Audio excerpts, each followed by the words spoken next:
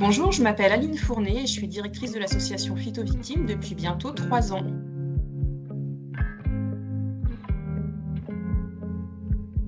Les missions de l'association sont principalement l'accompagnement des professionnels victimes des pesticides et ce dans leur démarche de reconnaissance en maladie professionnelle, partout sur le territoire, y compris aux Antilles, mais aussi la défense des droits des professionnels malades.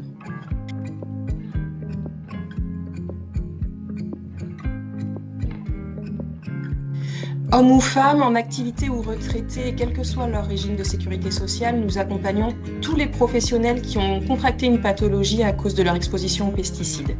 Lorsque malheureusement le professionnel est décédé, nous pouvons aider sa famille dans les démarches de reconnaissance post-mortem.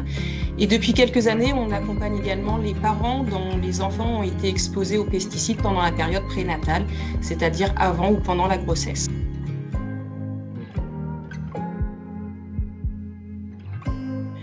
Oui, aujourd'hui, nous sommes le 19 mars 2026 et Phytovictimes fête ses 15 ans. 15 années de travail pour faire évoluer le droit des victimes, 15 années d'accompagnement, mais surtout 15 années de combat. Lors de notre création en 2011, les professionnels victimes des pesticides n'avaient que très peu de droits et depuis, on a parcouru beaucoup de chemin. 3 décrets ont permis de reconnaître la maladie de Parkinson, les hémopathies malignes et le cancer de la prostate comme maladies professionnelles en lien avec les pesticides. On a déployé nos 2 antennes aux Antilles. Notre expertise est reconnue au national dans des groupes de travail ministériels, mais aussi à l'étranger où nous sommes sollicités comme récemment en Belgique. Nous avons développé de nombreux partenariats avec des professionnels de santé et des lycées agricoles pour sensibiliser au plus grand nombre.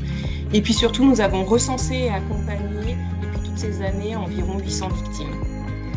Pour autant, l'aventure est loin d'être terminée. En 2026, il existe encore beaucoup trop de professionnels malades des pesticides qui ne connaissent pas leurs droits. C'est pourquoi l'association continue à œuvrer pour informer, sensibiliser et améliorer les droits des professionnels malades.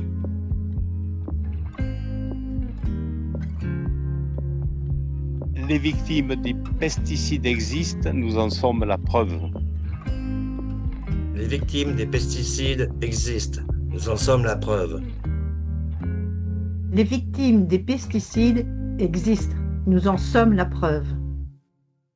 Les victimes des pesticides existent, nous en sommes la preuve. Les victimes des pesticides existent, nous en sommes la preuve. Merci à tous pour votre écoute, pour votre soutien depuis toutes ces années et bonne journée.